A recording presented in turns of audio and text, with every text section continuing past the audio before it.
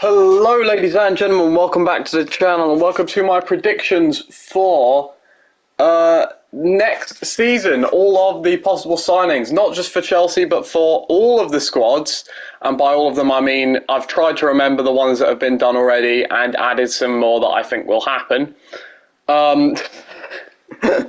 Basically is what I'm trying to say. So, the signings I think Chelsea will make, we've been over these before. Ousmane Dembele on a free. I think we'll still get Jules Koundé despite new Barcelona interest. Not going to happen.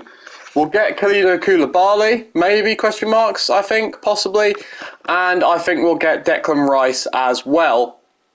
And we've practically already got this American fella called Gabriel Slonina. Cool, I guess. But yeah, there's Chelsea's ones.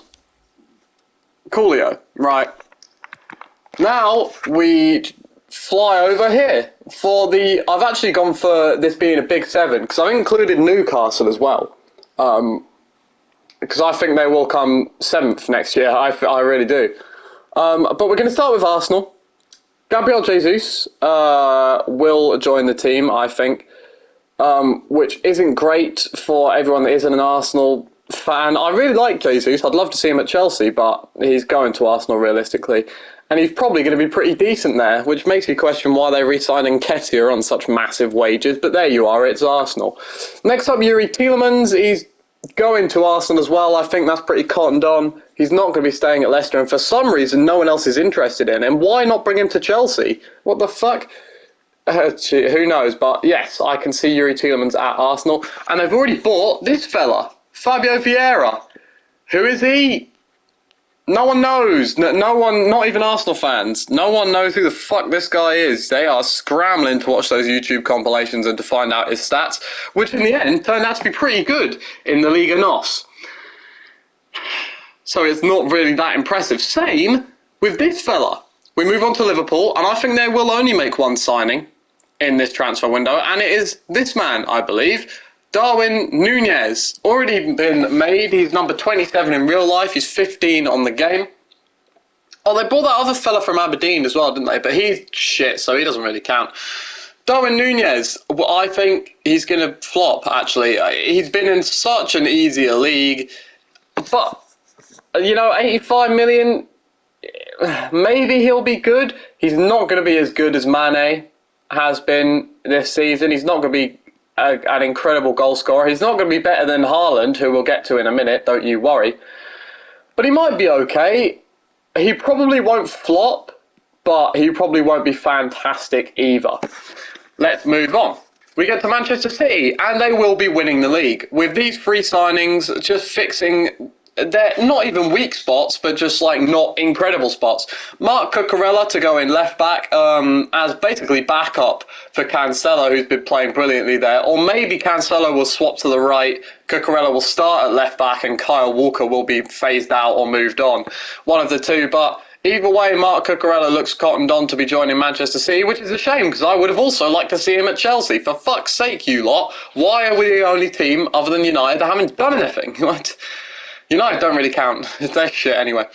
Anyway, let's move on to Calvin Phillips. Will be the replacement for Fernandinho. Fernandinho, I think, has already said that he's leaving. It's already been confirmed that he's leaving, I do believe, if I remember rightly. And Man City are going after Calvin Phillips. If they offer enough, Leeds can't exactly say no. And unfortunately for everyone else, I think sticking Calvin Phillips next to Rodri is going to mean that no one can do anything past Man City. So it's not looking good for next season. And then also the deal that they've already got done is Haaland. He was only like 75 million. Erling Braut Haaland, I mean, he's going to score 20 goals, isn't he? Probably in the first 7 games he'll get 20. Like, they have a pretty easy start, I think, if I remember Man City. So I can see this man scoring a hat-trick on his debut, like he did at Dortmund. I really can. Kevin De Bruyne is going to have the most assists in history. He'll probably have nearly the most goals in history. So,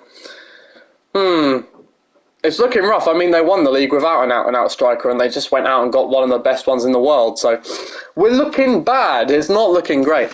We'll move on to the slightly weaker side of Manchester. I don't know why he's number 9. That's an interesting one from the game. But here is Jurrien Timber. who I think will be joining Manchester United along with Ajax boss Erik ten Hag. He'll be following him over, and maybe he'll be okay, maybe he won't. Who knows? I haven't watched him, I can't pretend that I have. Let's move on to the exact same story. Vitinha from the Portuguese league again, which brings the same problems as Nunes and Vieira. He was good in that league, he might be shit in the Prem, who knows? Who knows? Frankie de Jong doesn't want to leave Barcelona, but Barcelona, for some reason, desperately want him to leave. And Man United are the only team interested, so that's where he'll go. He'll join up with his old Ajax boss. Probably be sat next to Donny van de Beek in the midfield.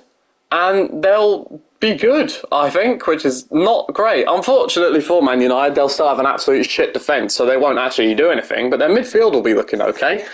As well as Christian Eriksen, who will be put in the midfield and maybe in the attacking drips and drabs. I think it is the most likely for him to go to Manchester United or Tottenham, one of the two, but I mean, admittedly, Antonio Conte did bring him into Inter and he liked him at Inter, so possible, but I think Eriksen will go to United more likely because he just can't get in that attack or midfield, how I see their midfield and attack looking next season, and he can definitely get into Manchester United, so there it is. Next up, here is Newcastle United, and I've only gone for two signings for them. One, Sven Botman, they've been heavily linked for fucking ages, they just can't get it over the line yet, but they will do because they've got money. So he will join. Again, I can't say loads about him. I don't know him very much. Next up, Raheem Sterling. What the fuck is this?